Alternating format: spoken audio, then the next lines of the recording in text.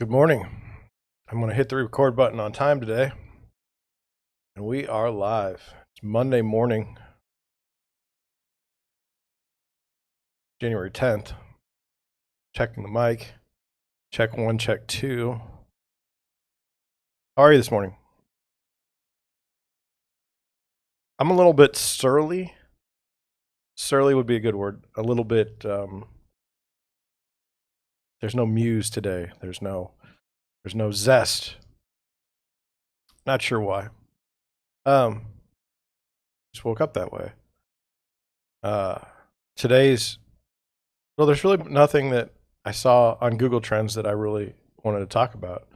Bob Saget is dead. Not good. That's 10 million searches. There's some HBO series that has spoiler alerts or recaps of this first show in the second season. Don't care. A lot of football. Don't care. Somebody found another virus variant. Don't care. That's pretty much it. That was pretty much the top 10.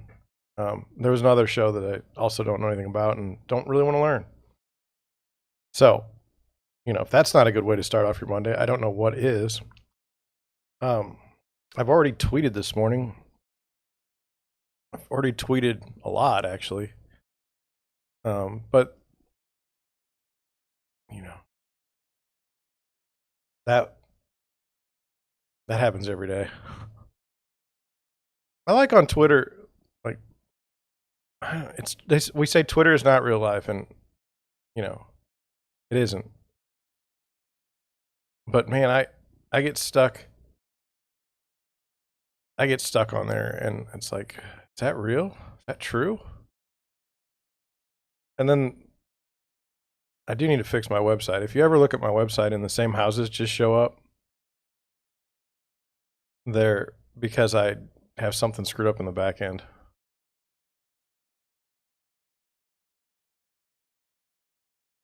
I don't know.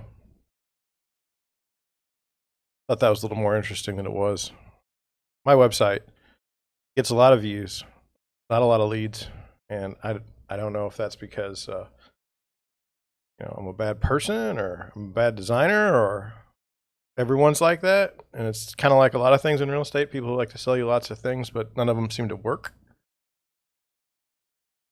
I picked up a buyer yesterday, and I'm very excited about it. Nice fellow, moving from out of town. I don't know if he's from St. Louis originally, but he has an idea of where he wants to live. He has a price that he's kind of got his eye on. That should make it pretty good for him to find a house. If we can get out there before March, we'd be in really good shape. I'm sorry, maybe middle of March. Once we get into April and May, people start coming out. It seems like no matter what year it is, no matter, And I saw I think it was a Redfin executive that said that we're no longer going to have seasonality.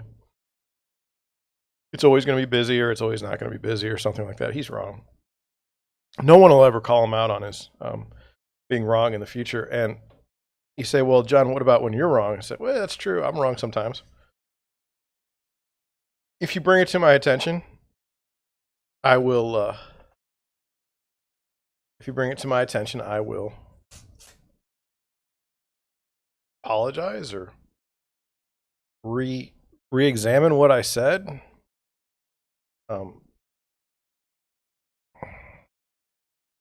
Not that I'm too political, but did you see Dick Cheney was being congratulated in Congress by the Democrats?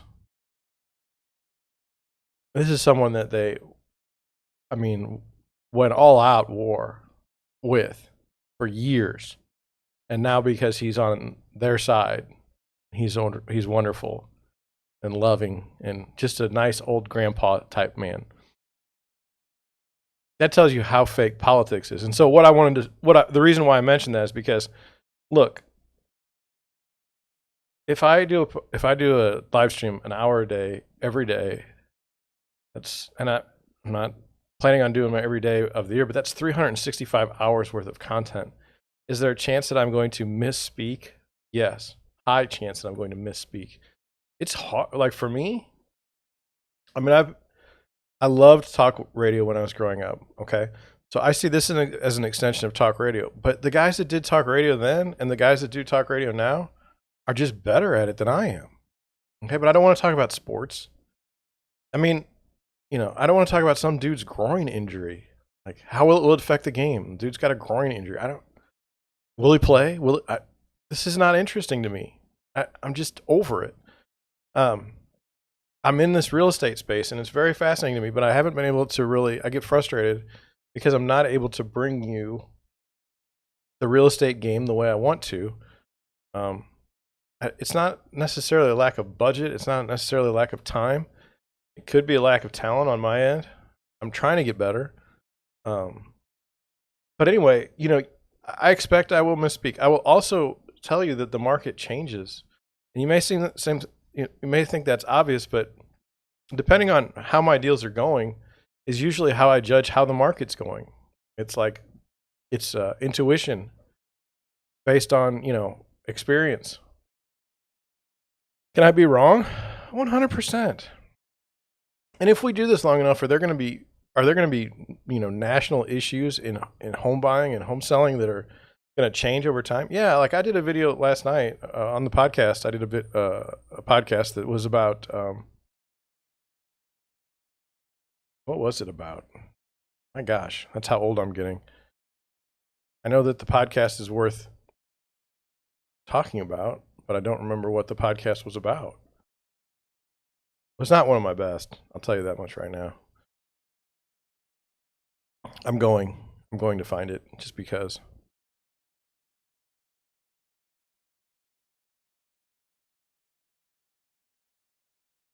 Sorry it takes so long. And if you don't like the dead air to start, I mean, obviously for the start of a show, I should come in. I should be just like, hey, how you doing? Hey, it's Monday. Yay. But that irritates me. Yeah. So yesterday's podcast was on simple home selling mistakes and how to avoid them. Well, some of the information in that podcast is, relevant to right now. 2 years from now, if the market is doing something differently, that may not be relevant. And you say, well, then you can make a video about that time. And that's exactly what I plan to do. But I'm not taking my video down from now. Wanted to tell you all that I did better in YouTube. This is the best I've done on YouTube since December the 9th of 2021 for my impressions. So thank you. It's been tough lately. I don't think I'm not burnt out on doing the live stream or doing the podcast every day, but it does take a lot of time. And when you pick up buyers, it gets a little dicey. Because it has to be this way. My first obligation is to my buyers and sellers. Now, if you ever get to the point where we're we've got so many views per episode that that doesn't have to be the case, that'd be great. But I don't think that's going to happen. We're in a very niche space where I don't even know if real estate, if you're a real estate agent, are you mad at me? You like me? I don't know. I don't have any animosity towards any real estate agents in St. Louis or even around the world. I know that some of you are just built differently than I am and just don't think the same way as I do. And I'm pretty sure you're probably more successful than I am. So you really shouldn't listen to what I have to say, I guess, if that's what the metric is, more success. I certainly don't think I'm saving the industry. The industry's crushed. You're not saving this. This is just a mess. When you can't have a buyer's letter, buyer love letter in an offer, and when you pay money to Zillow to get leads, and then Zillow goes and turns itself into a brokerage, and you still pay money to them, the industry is just crushed. And then with the iBuyers, the thing that my concern is with regards to the iBuyers is I'm seeing it in a lot of places. Like I saw a bunch of iBuyers stuff in Florissant. I've been looking for a guy, and they're buying these houses, and it's like, eek. lower commissions, of course, because they don't care about agents. And then they stockpile houses, so taking up inventory, which causes prices to rise. In my opinion, look at what they're doing with used cars. I mean, there was a company down in Bonne Terre in Missouri, and that guy used to sell like thousands of used cars, and he had a huge lot and all kinds of advertising. He's gone. They just literally got rid of. By having these Wall Street executives be able to buy all these cars and restrict the supply, just crushed that guy. Just crushed him. And will real estate agents be crushed? Maybe. I know I bring a lot of value, especially when I talk to first-time home buyers. It's like, oh my God, we got a lot of work to do. And when we read these articles together online, you know that it's just a disaster. And these articles are BS half the time. I don't know. Anyway, so I'm working to be a better YouTuber. Only time's going to tell if I, get where I need to go. But so far, this is good. It helps me in a way to pay attention to what people are seeing. It helps me to, do a better job with, outreach. If people want to know who I am, they can look at my videos. I'm not any different in real life. Maybe a little more shy, which is odd.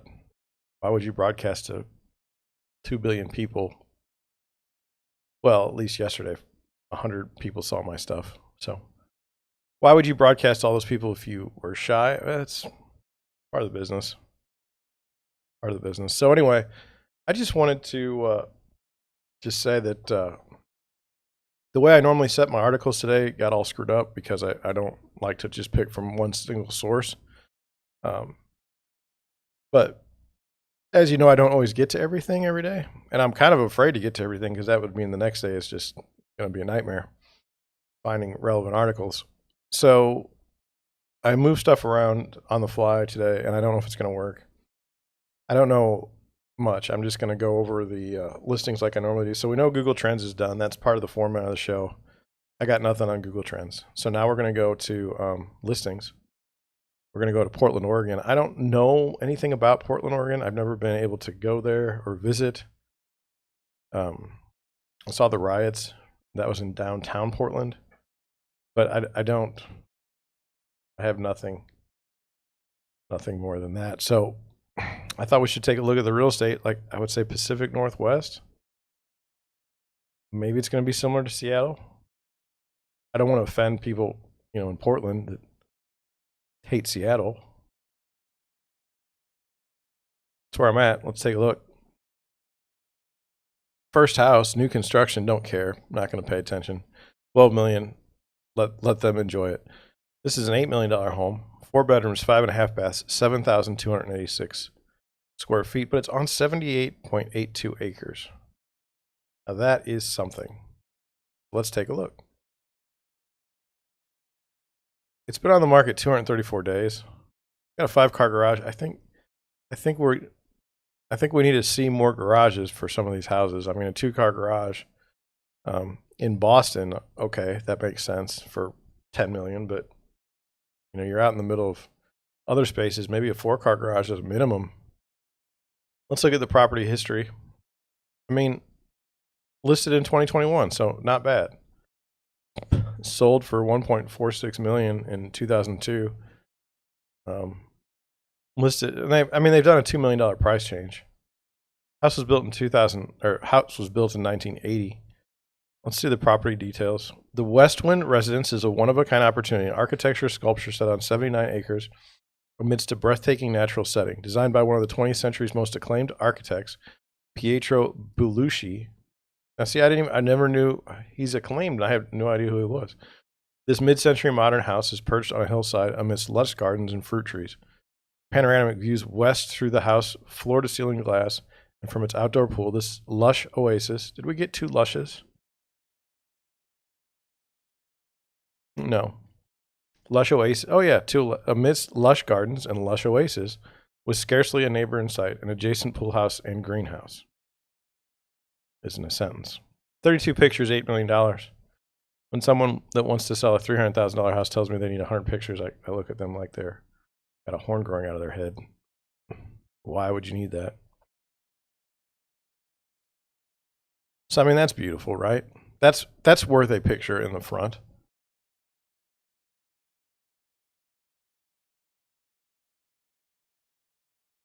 Got a lot of roads. Now you're inside. I don't like the kitchen. It is mid-century modern. Just don't like it. I don't know about the weather out there, so I don't know if this is hard to heat or if it's energy efficient or. And there's a stove. That stove does not look like it fits, to be honest. And really, there's the wood, but that's cool looking, right? Oh, there's another stove. I guess it all fits in the same thing. I mean, no offense, but for $8 million, big old crack running down it. My mouse froze. Then you're out here, got a greenhouse. There's your little, at the pool house. Yeah. Pretty empty. I guess that's for yoga and whatnot.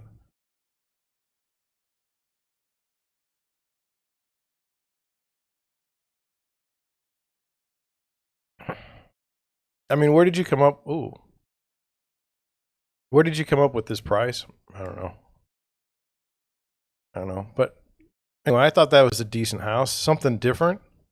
Something we're not used to seeing. Here's another house that to me it seems different. It seems like, something that we don't see every day. Now that's the house. So it doesn't look like it's got a lot of space on it. Single family, 108 days on market, 6-car garage, $7.78 million. 4 bedrooms, 5.5 baths, 11,363 square feet. 32 pictures. I'm okay with that. Okay. Property details: a masterpiece of light and design. Is architecturally significant, Pacific Northwest contemporary. Is filled with incredible statements. That's weird. I don't know if I want a house with incredible statements. Like, what would be an incredible statement? Be or not to be? Offering the perfect balance between function and form. Creative, spectacular, and designed for perfect living. Oh, now that is... I would like a house that was designed for perfect living. Views, privacy, 9.74 acres, close proximity to airports, both city and country life. Adjacent to Forest Park, garages for 6 cars. Pool, spa, music room, guest house, and a myriad. Is it myriad or myriad? Of exceptional offerings create a unique opportunity for the discerning life enthusiast. Let me just ask you, are you a life enthusiast? I like life. I'm a life moderate. What do we got here? Okay. Here's the real history. So far, since 2018, we got no sale. And we started $8.6 million. We've been pretty consistent on the $8.6 million until they just recently dropped it to $7.78 million. Everyone says the luxury market is doing great. This house hasn't sold since 2018, at least.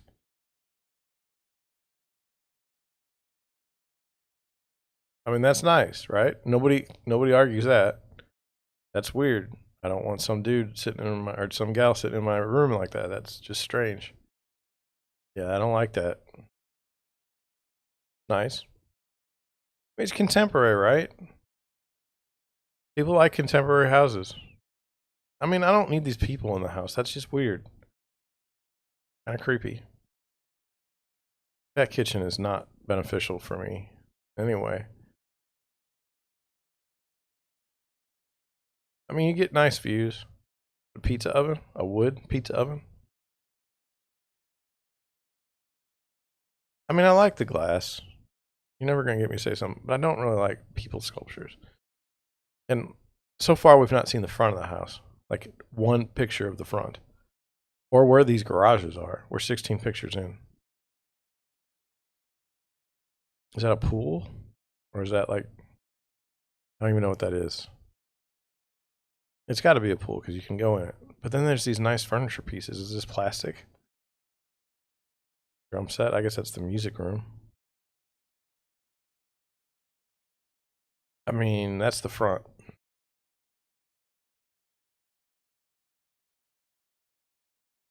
Those are the garages. I don't know if that's a guest house.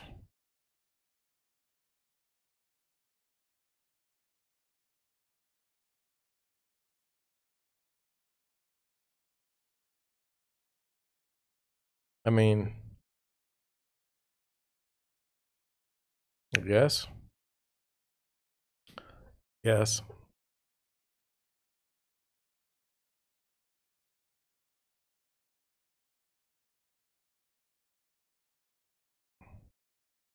We'll look at another one. This looks like more traditional. This looks like something I understand a little bit better. But the lot size, you know, is 1.77 acres. 4.2 million new listing. Built in 1916, it's been on the market 8 days. Let's look at the property history. Sold in 1992. It says listing removed 1/4/2021, but then listed 2/2/21. So it's, I mean, just for a year. At 3.6, and now they came to the market 4.2. I mean, if I'm in Afton, okay, and I got somebody that wants to sell their house and it's $230,000 and it doesn't sell because of the price, and somebody calls me and they say, "John, would you list it for 300,000 since I couldn't sell it for 230?" I'd say, "You're crazy." And yet, here we go. Listing removed, 3.69, listed for 4.2. All I would say is that people live by different rules. Different rules. So, 32 pictures, I'm good with that. I mean, that's beautiful, right? Driving into that in the morning. Now we're in the backyard. I don't care if you do front pictures and back pictures. That makes sense, but I kind of like to walk through the house first. That's kind of what I'm buying. I mean, nice outdoor space. Hard to believe they keep this like this, you know, every day. Now we're inside. We're already through the front door. I'd kind of like to see a picture from there to there if it's, you know, nice.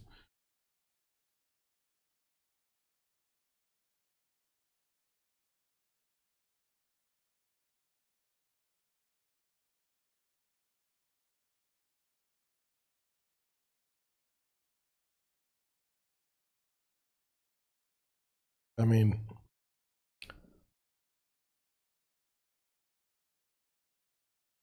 it was a house built in 1916, and they managed to do some nice things with it, you know? Got a hammock in their room. And that's what that looks like. You're wrong.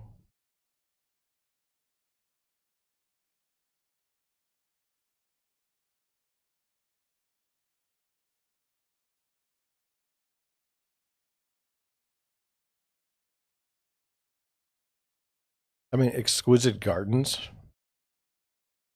And I'm okay with drone footage like this. Like it's at the end, not the first picture. Kind of gives you a good idea what the property is. Okay. This is in the city, I think. I don't think I want to look at that one. Let's look at this one. 3.89 million. 5 bedrooms, 5.5 baths. 7,963 square feet. Small lot. Contemporary, though, and when you're in St. Louis, you don't see many contemporary homes. People from California that move here have been like, hey, can you show me contemporary homes? And it's like, there's not that many. And they're mid-century modern, and they're kind of small. Your best bet on that one is to tear down a house and build one. And that's expensive. And it doesn't fit with the neighborhoods. So it's a problem. 221 days on the market, built in 1930. Still contemporary looking. I don't care what anyone says. Contemporary to me. I mean, look at that. It's slick.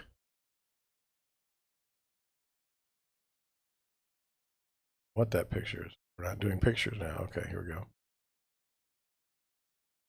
I mean, that's something, right? Nice kitchen. That's interesting. A lot of wallpaper.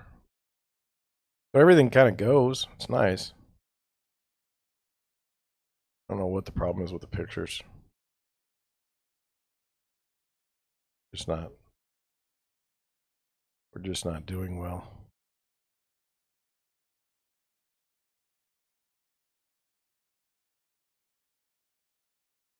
I'm just generally bad in the pictures. I mean, that's a room, right? It's tough. Like, is that another kitchen? It's tough for some of these homes because, oh, they got a little dog. Oh, it's like a little snack area. It's tough for some of these homes because, like, when they're built in 1930, you kind of want to keep it, and that's pretty sweet. Say, you kind of want to keep it period correct, but you also want like modern conveniences. I think this house did a very nice job of bridging the two, and it's got a pool with a nice house, pool house with that. I mean, that's nice. Little gardens. So I don't know if we'll see that picture or not before I'm going to head down. 221 days on the market. It says quintessential Hollywood Hills. Premier Mediterranean masterpiece in Portland Heights. F. Lawrence architecture, meticulously restructured and exceptionally transformed. Impeccable detail, craftsmanship, construction, marble entry. 2 primary suites, stunning new custom bar, 2 kitchens, 2 family rooms, gym, theater, and French laundry. I have to look up what a French laundry is. Balconies overlook extensive eye-dropping gardens, open patio spaces, covered pavilions, and fireplace, and pool. Sublime, idyllic living and entertaining, rare and out of the ordinary. Home energy score equals 1. HES report at cutoff because they don't have that long of a thing. Sold in 2020, 3.4 million. Sold in 2015. Not bad, right? Not bad. 4.2 million and down to 3.895. I don't know. I don't think it's that bad of a house. We can't see it because the pictures are wonk. What are we going to look up here? French laundry. I'm not doing any more Portland, so we can just do it this way. What does that mean? It says it's a French. I'm going to go with definition because that's a restaurant.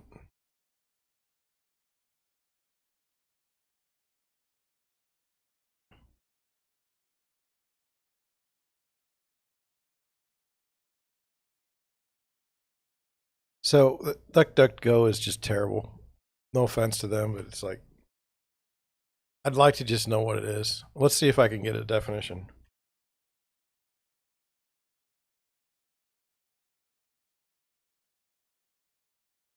Oh my, don't want to do that. You don't want Urban Dictionary as your number one.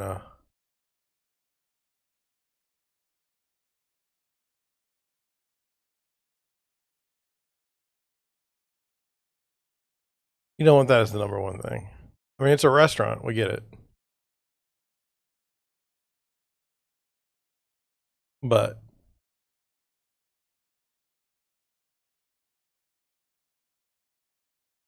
I don't want to go any further. All right. That's it.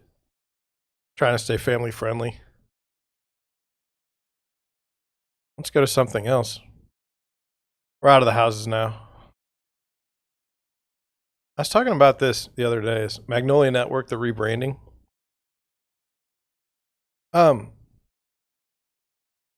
good with the rebranding. I'm happy for him, Chip and Joanna. But apparently, this article says Magnolia Network pulls Homework, which is a show following allegations of shoddy renovations from frustrated homeowners.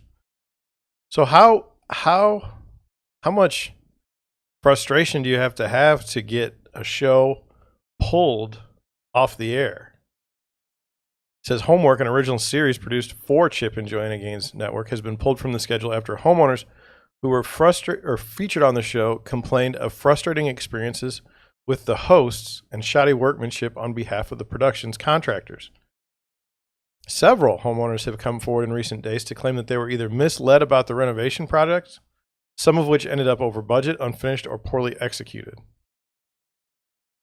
What's that about? Audrey Benyon, one of the homeowners who participated in the show, said she first spoke with the Homework hosts, Candace and Andy Meredith, after submitting an audition tape in 2019. She was ultimately chosen to be featured on the show with kitchen renovations to begin a few months later. So this woman really wanted to be on a television show, and she got her wish, and now she's not happy with it. It says from the start, she claimed that communication was disastrous with the show's team.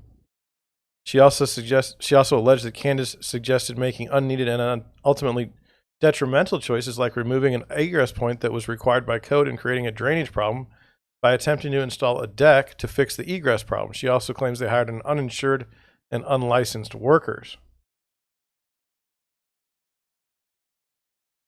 Well, I mean, some of these things you don't need a license for in some places. I don't want to be on Magnolia's side here, but as Benyon further alleged that she repeatedly asked for updates on the budget and was reassured by Candace that the cost wouldn't exceed what the two had discussed prior to filming. Nearly 4 months into the project, Candace told her that the $25,000 budget wasn't enough and that she would need an initial $15,000. So I'm just trying to figure this out. I haven't seen the show. So basically this woman wants to be on TV. Nothing wrong with that, I guess. And then to be on TV, she has to pay for her kitchen renovation? The show makes no money, that they don't put anything to the budget? Woman says she's finally sharing her side of the story because after 2 years they're being celebrated and promoted while the people they hurt along the way have gotten nowhere. Well, to get somewhere you have to step on a lot of necks, I've been told. I don't believe it, but whatever. People, bank accounts, livelihoods, families, our health, sanity, all of us have been left on the cutting room floor.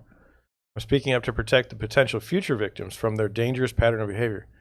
Gosh, this sounds like a home renovation gone wrong or a kitchen renovation gone wrong.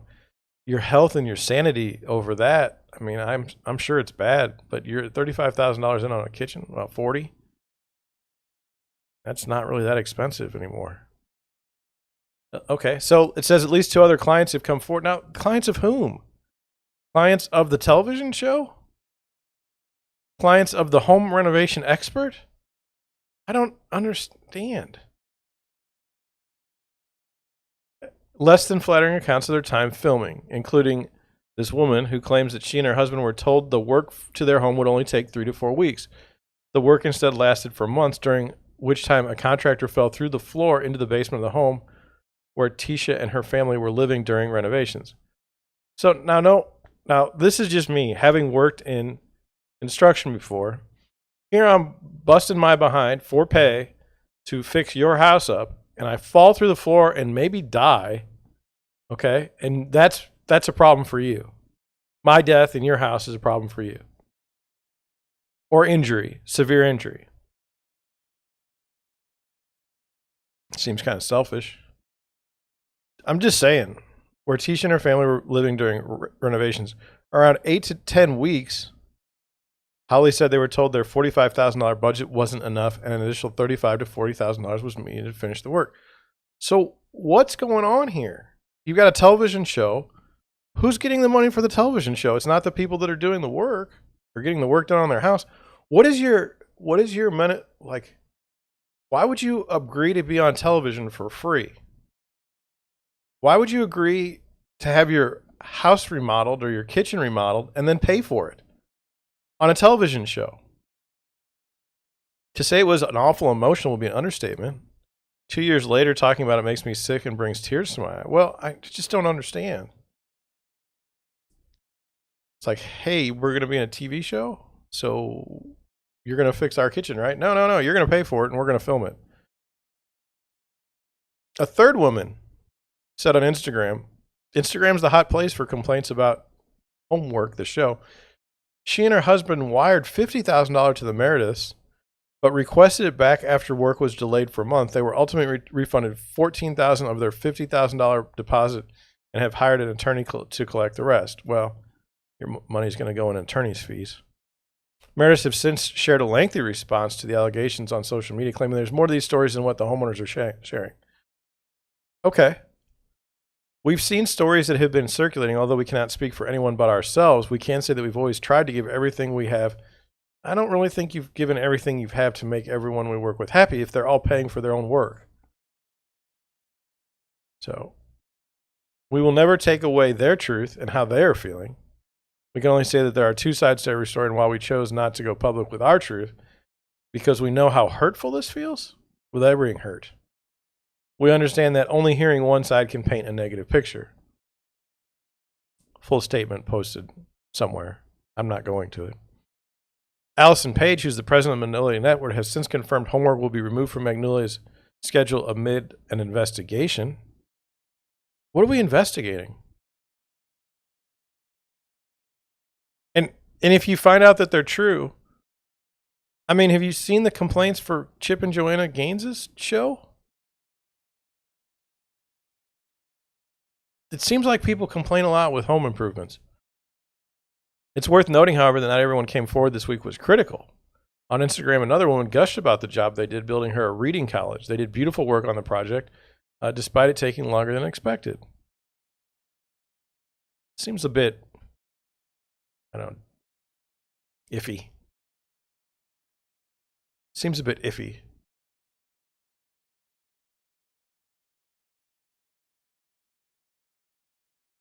So I'm not gonna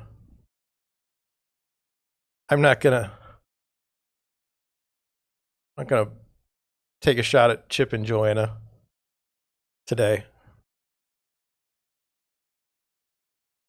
Then we got this article here. It says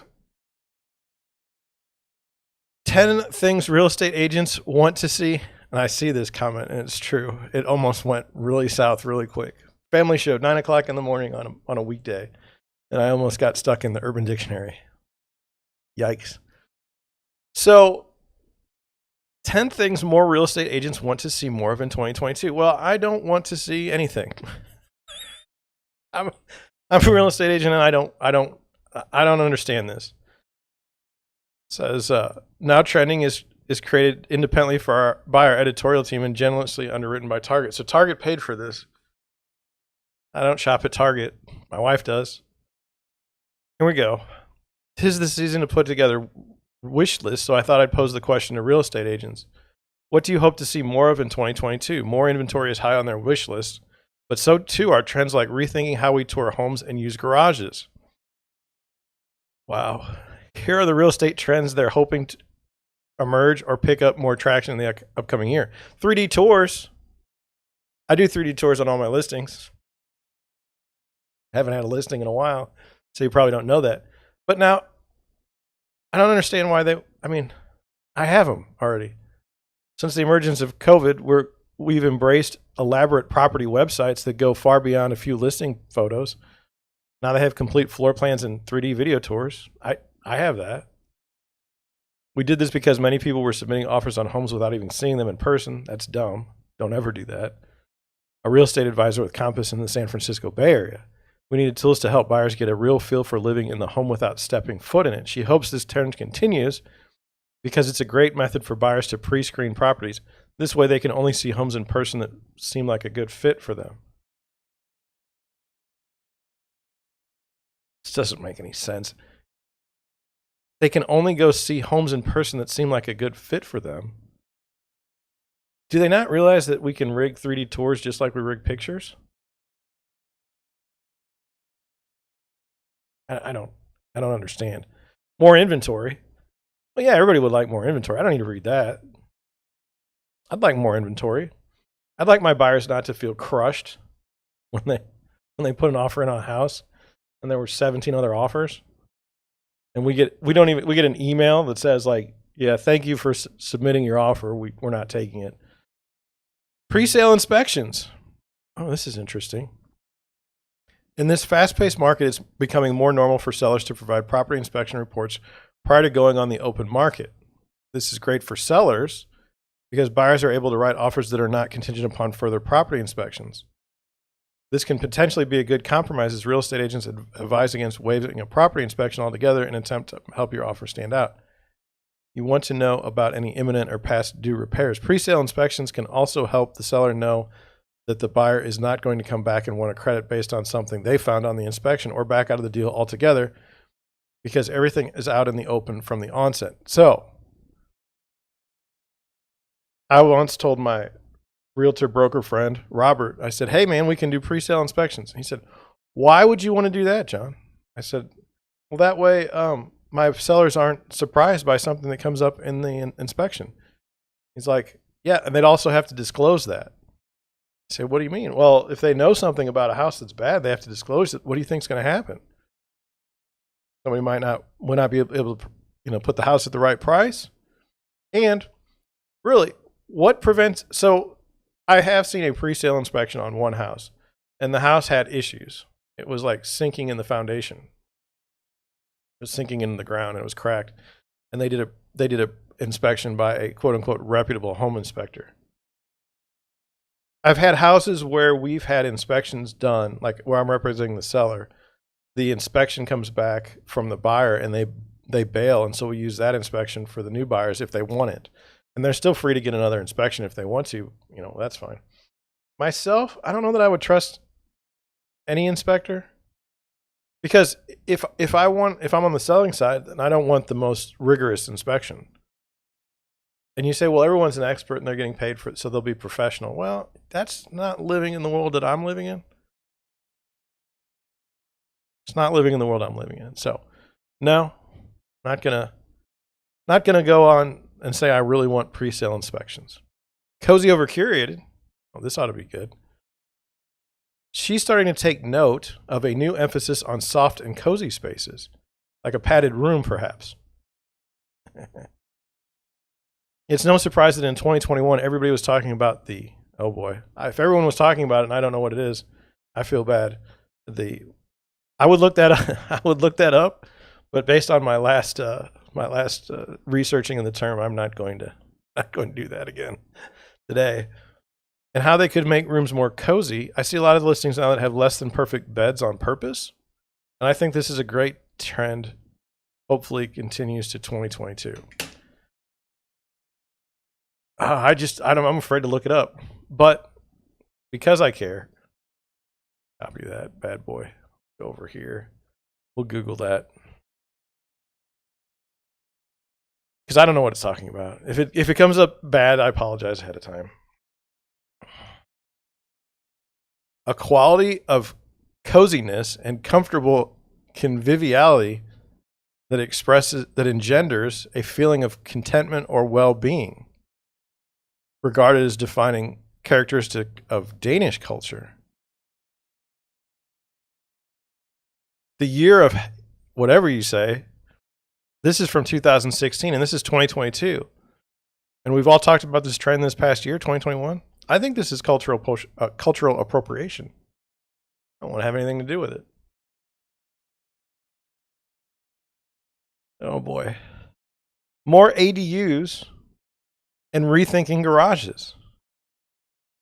I don't know what an ADU is. In general, this fellow, Anthony, he says he'd like to see more non-conventional floor plans, like family rooms on each level instead of just the main floor. Oh, here we go. He's also seeing a lot more accessory dwelling units being built. which can be used as anything from home offices to guest houses to playrooms or workout studios. So like a she shed. He wants to bring back the she shed. Well, it's not gone. He'd also like to see people rethink their garages. Yeah, putting a car in a garage is so old fashioned. Let's put an office. With less people driving to work, there's less need for garages, which can be converted to livable space.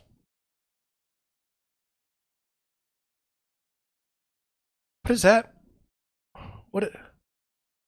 With less people driving to work, there's less need for garages. But you don't need a car now? Doesn't make any sense. Beautiful outdoor spaces. People are spending a lot of time outside during COVID, so outdoor living spaces are no longer an afterthought. Yeah, now I agree with this. Wants to see more emphasis on landscape design with fountains and ponds, creating a sense of backyard oasis. For small backyards, living plant walls are a great way to infuse the greenery. Even in St. Louis, the difference between a great listing and an average listing is what are you doing with the backyard? Like, how much space can you go out there like in the middle of August and just be miserable and look nice? Or in the winter, can you look at the nice space that you would have if you could be outside in the snow? But like in other places like Florida, yeah, I would think, we've talked about this when we look at listings. The backyard is huge. But when you live in a four-season, we have them in St. Louis. It's just the ability to spend time out in the yard in the summer here is iffy. Renovated homes on the market. Oh, okay. I want to see more updated kitchens and bathrooms. Well, who doesn't? Who wants, what? For 2022, I'd like to see less people renovating bathrooms and kitchens. He said he's noticed too many listings with dated kitchens and baths that just aren't on par with recently remodeled homes. If the asking price will be the highest sale in the neighborhood, the house should be freshly renovated. If the asking price will be the highest sale in the neighborhood. But if someone's paying that, then you got nothing. That's an argument that's like you want the world as you would like it, but that's not how it is. Fewer buzzwords, like Higgy or Higgy, like that buzzword there. 3D tours, technology, those. If you've dipped your toe in the real estate market last year, you've probably heard the buzzwords like crazy market. Is crazy market. And anecdotes about homes sold in hours or had 15 offers. I had 15 offers on a house. But Katie Messenger, a realtor with in Kentucky, says this can create an element of an unnecessary fear, not just for buyers, but also sellers. Last thing you want is people being afraid. But doesn't that sell? Just saying. For a seller who's concerned about selling and buying simultaneously, that's a bad idea. Don't do that. Seeing homes that sell that much over asking price and that quickly may cause them to worry about being displaced. They should. She says she wants to see agents controlling the narrative a bit better in 2022 and help buyers and sellers problem solve in this market. Wow. Okay. More affordable, number 9, more affordable new construction homes. With the rising cost of materials, building a first-time buyer house is hard. It's not profitable for builders, but there's a real need for them. Resale homes are appreciating unless there are some major changes in wages. The first-time price point won't exist anymore unless it's built brand new.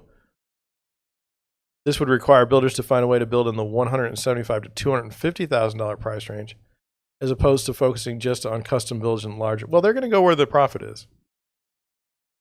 And so if you mandate more of these affordable new construction homes, great. I'd like to, in 2022, I'd like world peace. Okay? I'd like to see a unicorn.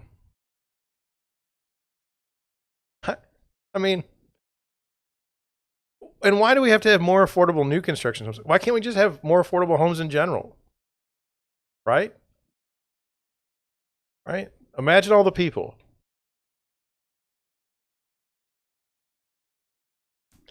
Multi-use spaces that stick around. During the pandemic, homes began working overtime, serving not just as living spaces, but also makeshift classrooms, gyms, and offices. Having a living room that functions as a home office or school space has become common. A licensed real estate agent. So great. Welcome to our world. While the open floor plan with tons of natural light will always be a showstopper, having the ability to create nook space has more value than ever before. Okay. Now, what do you think about that?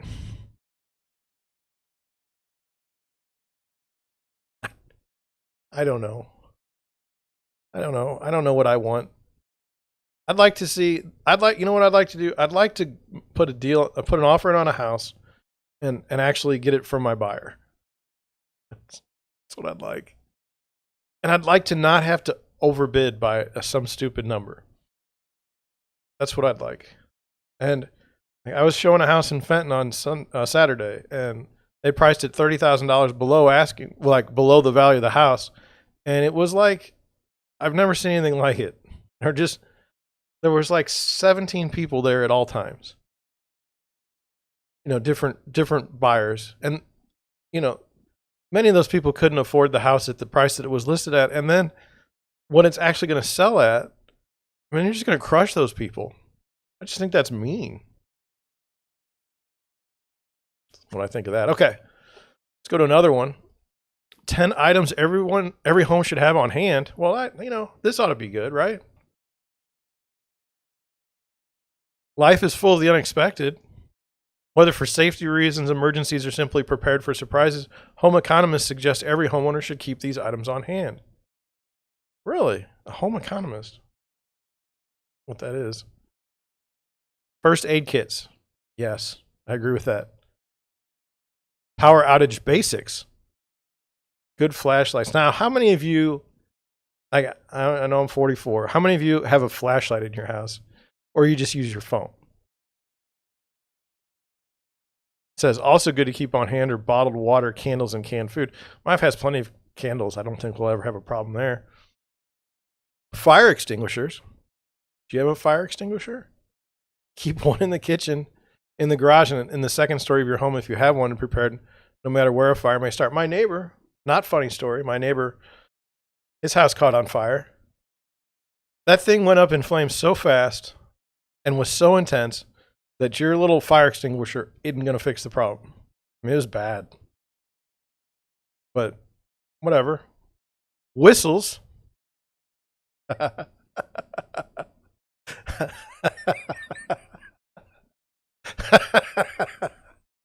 Safety experts advise keeping a few whistles around the house that family members can blow to quickly alert the household if they need help, spot a burglar, or an intruding animal, or anything potentially dangerous. Oh. Okay. Broom and dustpan or handheld vacuum. Now, this just seems like, doesn't every house have a broom and dustpan? Does this go without saying? Keep one or the other handy in the kitchen for quick pickups or broken glass, tracked in dirt or other sudden messes.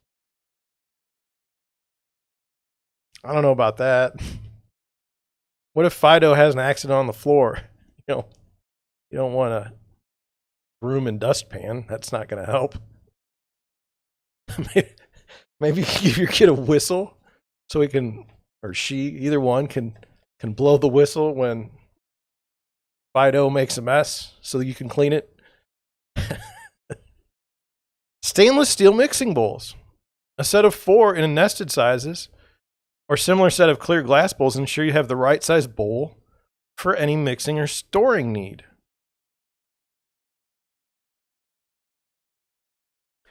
Stainless steel. Can't have a ceramic. Half sheet pans. Measuring about 13 to 18 inches, these pans are some of the most functional cooking tools in any kitchen. Ideal for roasting vegetables, baking cookies, and lots of other cooking. What is this article about again? 10 items every home should have on hand. Well, I would hope so. Frozen cheese.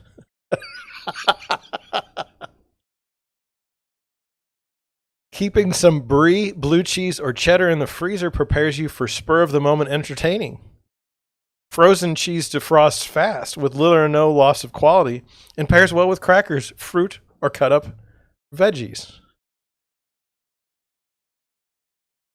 Frozen dessert.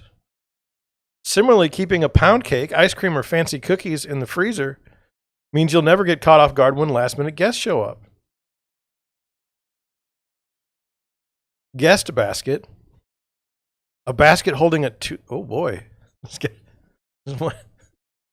a basket holding a toothbrush and toothpaste, some lotion, soap and shampoo, a washcloth and guest towel, and even a pair of slippers is a nice touch to have on hand for house guests. Huh.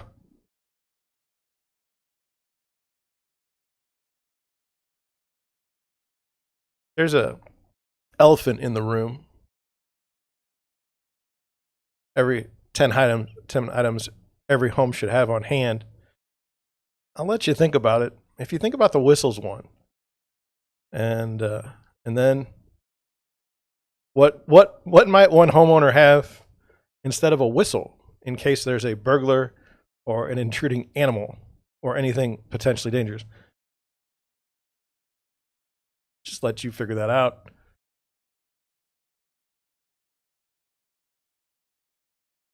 Ooh, here's another one. Read it. Here we go. Learn how to read here. The 2022 trends you need to know about according to designers, professional organizers, and AT editors. Oh, apartment therapy. By the way, this is a great website. They do a fine job. Trends aren't just temporary fads, they're landmarks of what we collectively value. That's a strong statement. I would put that on that house in Portland. The best-selling product, viral organizing hack, or Pinterest sensation reflects back to us what we've learned, what we treasure, and what we hope for. Notice TikTok isn't on there. That's exactly why we're keeping tabs on what's trending for the year to come. Okay. Curves. Experts agree.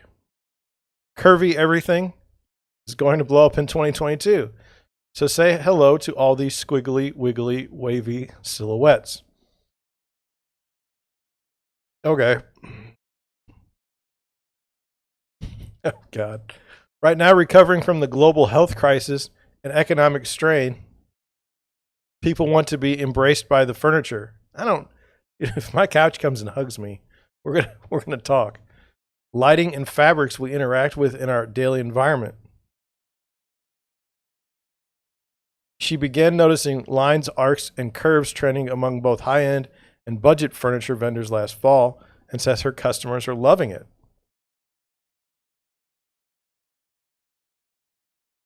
Decorative mirrors and statement-making barrel back chairs soften spaces and add a touch of whimsy. Okay, that is not curvy to me, but whatever. It just looks old, like from the secondhand store. Mixing and matching. More and more people are mixing and matching thanks to a newfound sense of freedom. Think. Different chairs at the dining room table. Oh, that's not wavy. That's mixing and matching. Mixing fabric patterns, or even choosing a sofa that doesn't exactly match your accent chairs. Well, I don't know what to make of that. Maybe you just can't afford anything and you just get what you can.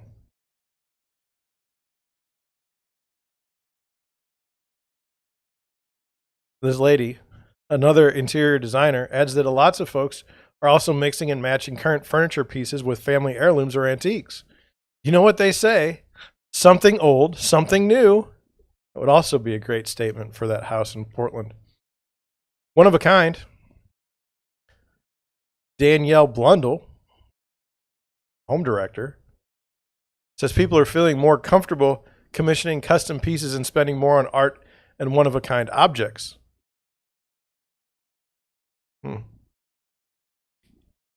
Oh. Of course, the desire for something that's totally unique to you is always appealing, but the trend is driven by a desire for some kind of story to go along with it. People want to fill their homes with objects and furniture they connect with on a deeper level, she explains. Wow. Shopping your home. In the wake of supply chain issues, I've been told that's not true, and more awareness around environmental impact, buying secondhand goods is becoming more modern or more common. In addition, people are also starting to shop their own items. What? Starting to shop their own items instead of heading to the store for more. Repurposing what you already have and using everything in your home will be the focus in 2022. I don't think so. If that's your focus,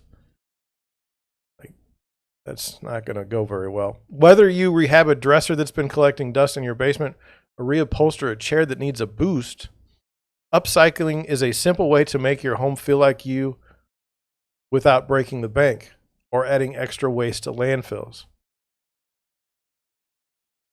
Oh, here's the word again. Danish cultural appropriation, Ibuyers, and hidden storage. Organization makes it easier to live the lives we want at home and can majorly impact how we feel in our space. That's why, as more of us start to prioritize mental health and self-care, 2 new organizational trends are emerging. First, people are moving away from clear plastic containers toward cozier, more homey storage options. Think of it as hygiene for organization. Natural materials for baskets and bins such as bamboo, seagrass, hyacinth, and fabrics is the most functional and beautiful way to incorporate hygiene into homes. Now, if I'm saying that wrong, I apologize. I looked it up, and it didn't really give me a good pronunciation. Another way people are adding serenity to their homes is adding hidden storage, especially in the kitchen.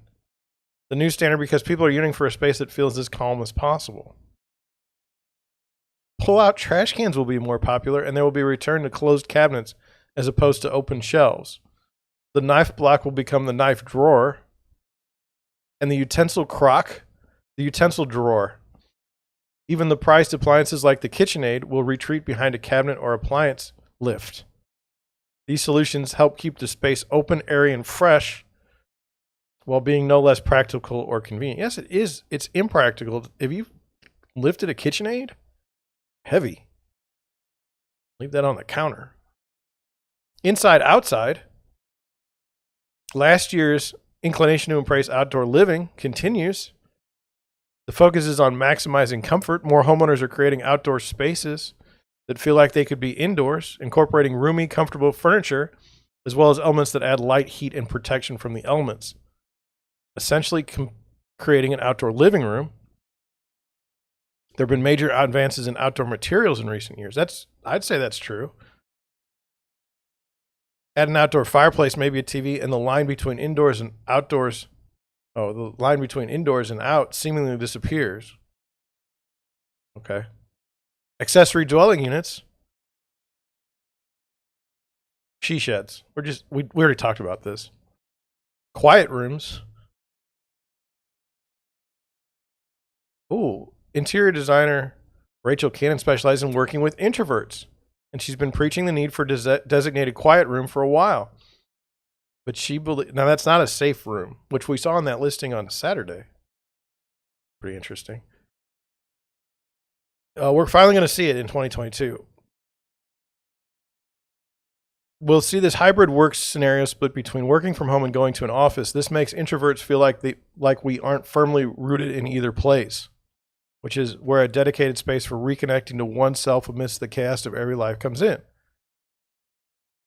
Whether people redecorate their bedrooms to maximize coziness or simply put a chair in front of a window, the idea to create a space that allows you to quietly take time to read, draw, stitch, or simply be still and reflect. It's a healthy, powerful practice that allows you to become more present for your family and continue to achieve your full potential. I have a theater room. It's dark, and I just watch YouTube. I've had it since 2017. I built it. It's my quiet room. It's not a new trend. Like, if you put me in front of a chair in front of a window, that's not, people could see me. Wouldn't be an introvert's dream by any stretch of the imagination. Just saying. Multifunctional spaces. Yeah, like change your garage. We talked about this one. I mean, they didn't say change the garage. I'm just kind of doing one step further. And mindful consumption. Well, what does this mean? Oh, that's the realization that it's everyone's job to protect the planet has sparked new behaviors at home. Many of us are being more conscious about what we consume, even if it's less convenient. For some of us, that means considering the quality of materials, labor, and brand morals. That's great for marketing. And even transportation of a product before buying furniture or decor. Sustainability is also trending in new builds and home renovations. High-performance windows and solar panels help homeowners reduce energy use, which can also help them save money. Native trees and grasses can create water-efficient landscapes, but also attract pleasing wildlife. When personal benefits have a positive collateral impact on the world, everyone benefits. Wow. That's another statement that go on the wall in Portland. Well, I feel like we've been through it today. I started the morning, and you saw the beginning. It wasn't good. It's just feeling bad. And now, 1 hour in, reading about all these design trends coming to us in 2022. Things you need at the house. Flashlights with batteries. Whistles.